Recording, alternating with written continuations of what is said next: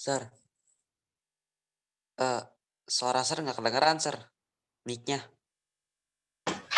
Oke, Aduh, pada saat ini ya, di materi yang keempat ini, ya seperti yang sudah disampaikan ya di dalam materi yang ke bab 4, ya yang kita pelajari yang kemarin juga udah dievaluasi, ya bagaimana gereja itu harus bisa memberikan contoh pelayanan sosial yang ada, bahkan yang dilakukan di dalam gereja, ya. Lalu juga bentuk-bentuk pelayanan dan kepedulian gereja terhadap masyarakat. Bahkan ada satu tindakan yang kurang bijaksana di dalam gereja juga yang menjadi kontroversi ya di dalam lingkungan masyarakat juga. Lalu program-program pelayanan anak-anak muda seperti yang kemarin kalian sudah evaluasi, ya ada beberapa yang memperhatikan materi yang ada, pasti nilainya juga bagus seperti itu. Oke, kita lanjut pada saat pagi hari ini Sir akan membahas ya mengenai materi yang keempat ini ya bagaimana gereja bersaksi dan melayani di dunia. Ada catatan-catatan kecil ya yang Sir mau lihat ya mau tunjukkan kepada kalian ya bagaimana di saat gereja melihat bahwa kesaksian dan pelayanan orang Kristen di dunia itu bukan hanya untuk mencari nama atau untuk mengkristenisasikan orang lain, melainkan pertama-tama juga ya yang menjadi utama adalah mewujudkan kasih Allah terhadap semua orang. Jadi patut dicatat di dalam hidup kita ya bahwa kekristenan lewat kesaksian maupun pelayanan di tengah-tengah dunia ini semata-mata hanya tertuju menjadi fokus utamanya adalah mewujudkan kasih Allah kepada semua orang.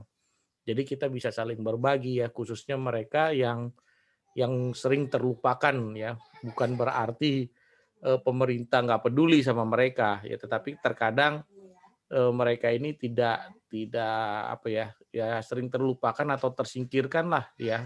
Selama ini tidak diperhitungkan. Contohnya adalah beberapa catatan kecil ya tentang peranan kegiatan gereja di tanah air ya seperti halnya contoh-contohnya yang dilakukan oleh gereja Protestan di Indonesia bagian barat atau disingkat GPIB ya melalui koinonianya di Kebon Pala ya yang menampung 1.150 pengungsi banjir besar di Jakarta pada Januari 2014. Ya, jadi para korban banjir ini berasal dari bantaran Kampung Melayu, Kebun Pala, ya terus Ciliwung, Jatinegara. Mereka terpaksa diungsikan ya di satu tempat ya gereja ya di mana ada lantai 2 dan lantai 3-nya dan mereka tidur dalam kondisi ya seadanya. Nah, itulah peranan gereja dari GPIB, Gereja Protestan di Indonesia bagian barat. Ya mengambil ya itu catatan-catatan kecil dari gereja yang terkadang ya memang untuk tempat pengungsian apalagi korban bencana seperti itu ya perlu peranan daripada gereja. Lalu yang kedua ya Gereja Kristen Indonesia atau disingkat GKI yaitu membantu juga para korban tsunami waktu di Aceh ya 2004. Jadi GKI itu Gereja Kristen Indonesia itu membantu para korban tsunami di Aceh ya menyatakan bahwa gereja membantu korban bencana untuk mewujudkan kasih luhur Kristus ya setiap yang menderita dalam rangka wujudkan hukum kasih tadi yang seperti saya bilang di awal bahwa terfokus kepada kasih Allah ya di mana semua orang itu khusus ya di dalam kehidupan kita kadang-kadang orang miskin atau kaum yang tersingkirkan marginal gitu ya yang tidak tersentuh dengan pemerintah atau orang-orang yang yang terlupakan ini ya seperti itu. Nah di situ ada peranan dari gereja-gereja ya contohnya kayak GPIB tadi tentang korban bencana banjir, lalu GKI tentang Aceh dan masih banyak-banyak gereja-gereja yang lain. Contohnya juga gereja yang ada di Papua ya itu di mana peduli konsen gereja GKI Indonesia yang ada di Papua itu terhadap penyalahgunaan atau kehidupan masyarakat yang dalam hal pelacuran ya. Nah, di situ ada gereja yang konsen untuk masalah pelacuran atau WTS. Ya, ada gereja-gereja yang peduli memberikan edukasi di sana, bahaya dampak dari apa istilahnya pekerja yang melakukan seperti itu. Ya, jadi di sini ada kepedulian-kepedulian daripada gereja kepada masyarakat yang enggan masuk ke tempat hal yang seperti itu. Nah, seperti itu. Jadi di gereja GKI Papua itu mereka konsennya lebih ke para WTS tadi, mengedukasi. Lalu juga ada beberapa gereja yang menjadi relawan aktif juga dalam bantu orang-orang yang tsunami di Aceh seperti itu ya. Mereka bergabung dalam komunitas gereja, lalu mereka juga membantu di sana ya yang tsunami di Kepulauan Mentawai itu di Sumatera Barat.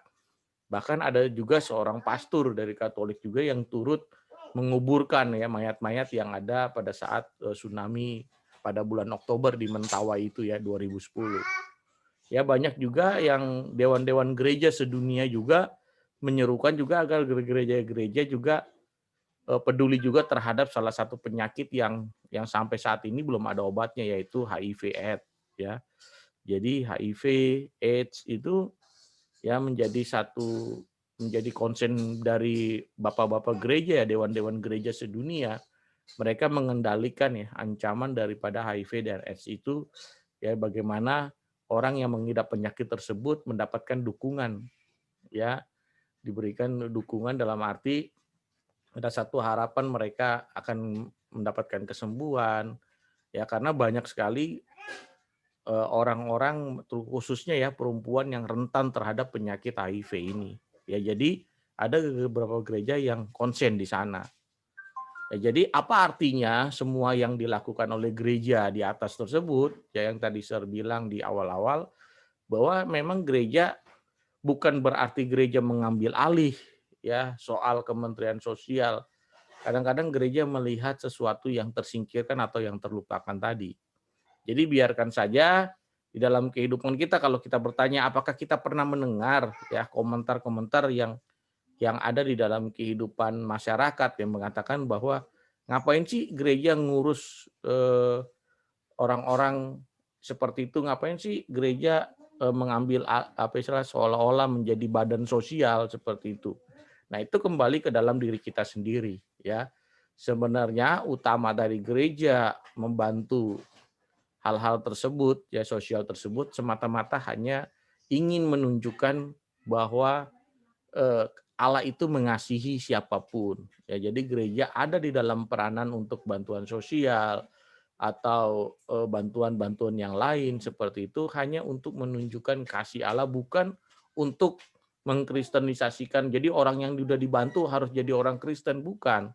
Tetapi hanya gereja ingin menunjukkan bahwa gereja juga punya kepedulian tentang sesama seperti itu. Jadi di dalam gereja ya, di dalam Matius 28 ayat 18 sampai 20, Tuhan Yesus juga udah jelas berkata bahwa kita itu harus menjadi murid-murid Tuhan yang bisa sampai senantiasa itu, sampai di akhir zaman Tuhan pasti akan selalu menyertai apapun ya kita dipanggil, kita dipilih untuk menjadi murid-murid ya yang tersebar di seluruh dunia ini ya, seperti itu, tentang memberitakan kerajaan Allah, bahwa kasih yang sesungguhnya yang Allah inginkan ya di dalam kehidupan orang percaya itu juga bisa berdampak kepada orang lain.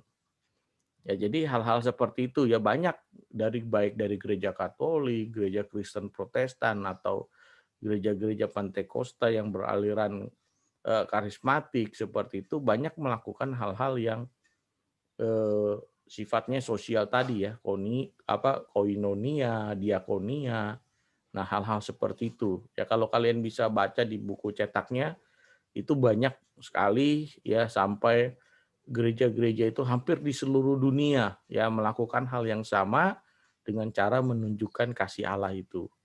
Jadi sebagian besar ya memang masalah-masalah seperti ini ya banyak yang terlupakan atau bukan berarti dikucilkan ya mereka, tetapi kadang-kadang kurang perhatian. Ya, justru gerejalah yang menjadi satu tempat bagian kecil lah. Ya, gereja hanya sebagian kecil dari sesuatu yang ada itu yang bisa untuk kepanjangan tangan dari pemerintah juga membantu ya paling di lingkungan sekitar, ya di RT RW, kelurahan, ya di mana gereja itu bernomisili ya, ada di sana biasanya untuk membantu masyarakat masyarakat yang ada di sekelilingnya. Ya, seperti itu. Oke, jadi catatan-catatan kecil ini banyak ya, misionaris-misionaris, penginjil-penginjil, ya yang terjun ke pedalaman-pedalaman, ke desa-desa terpencil, yang nggak sampai jangkauannya ke sana, tetapi mereka bisa masuk ke sana, ya memberikan satu informasi dari luar yang dibawa ke dalam, di dalam desa yang terpencil itu membawa kabar, sukacita bahwa ada loh orang yang peduli gitu loh. Ada masyarakat bahwa pemerintah juga peduli terhadap mereka walaupun ya hanya sebagian kecil yang bisa dilakukan oleh gereja seperti itu. Oke, sampai di sini ada yang mau ditanyakan? Nggak ada. Tidak. Ya. Jadi kalau soal gereja, kepedulian gereja tentang sesuatu ya bahkan gereja juga banyak ejekan-ejekan juga dari hal-hal seperti ya apa istilahnya ngapain sih gereja repot-repot gitu loh untuk bantu gereja ya urusannya urusin umat aja lah gitu. Nah seperti itu. Nah kadang-kadang juga kita mendengar hal-hal yang tidak mengenakan ya, tidak menyenangkan dalam hal gereja. Tetapi sekali lagi bahwa ditekankan kita gereja bukan mencari nama, tetapi gereja itu ingin menunjukkan kasih Allah kepada semua orang. Ya khususnya untuk mereka-mereka yang tidak diperhitungkan atau tersingkirkan atau yang terlupakan.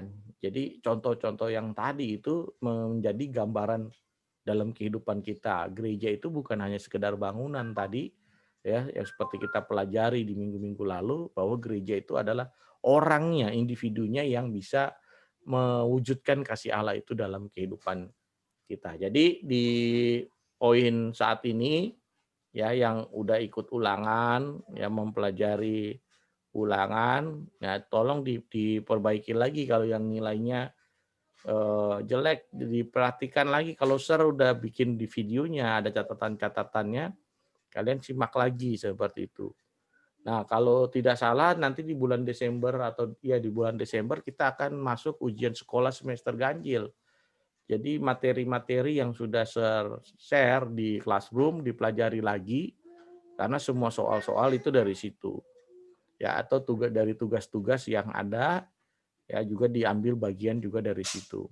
Ya, jadi harap dipelajari dengan baik. Nah, di materi yang ini, yang di bab keempat ini, di akhir dari bab yang keempat ini merupakan satu kesimpulan yang sudah tertulis di materi 11 kalau tidak salah, per 10.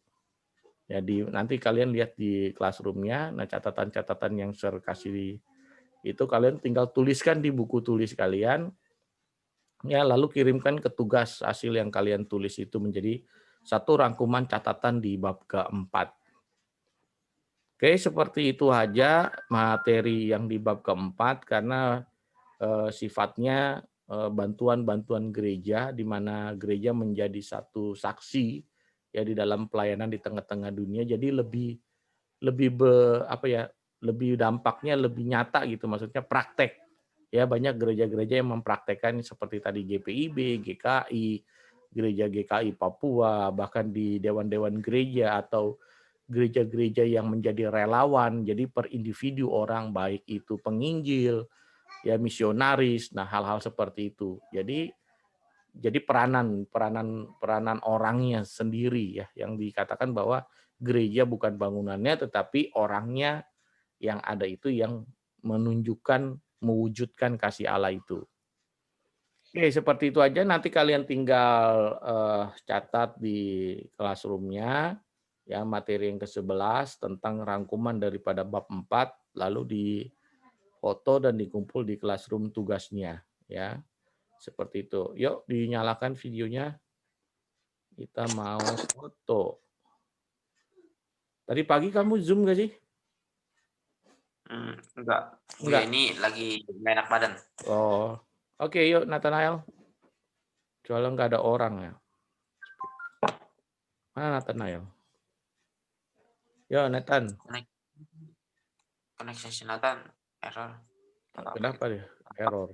Nah itu dia udah. Tuh, kita tunggu dulu. Videonya Nathan dinyalakan.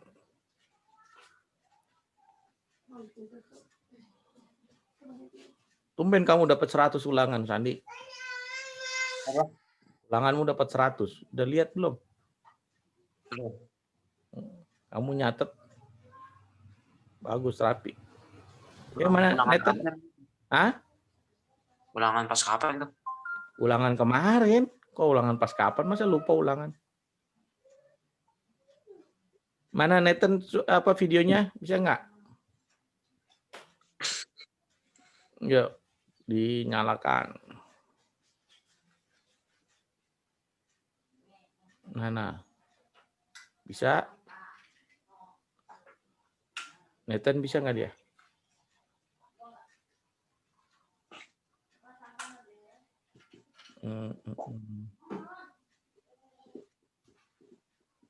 Nggak bisa videonya ya?